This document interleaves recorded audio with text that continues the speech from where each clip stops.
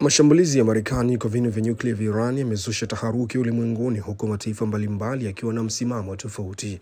Ujerumani kupitia waziri wake wa ulinzi Boris Pistorius imesema kuwa mashambulizi hayo ni habari njema kwa Mashariki ya Kati na Ulaya, kwa kuwa operesheni hiyo imesaidia kutokomeza tishio kubwa. Australia imesema pia kuwa inaunga mkono mashambulizi hayo. China kwa upande wake imesema kuwa shambulio la Marekani dhidi ya miundombinu ya nyuklia ya Iran imetia doa uaminifu wa Washington na kueleza wasiwasi wake kuwa hali hiyo inaweza kusababisha mzozo usioweza kudhibitiwa. Kadhalika, serikali ya Pyongyang pia imetia dosari kwa kulaani vikali shambulio hilo lililofanywa na Marekani.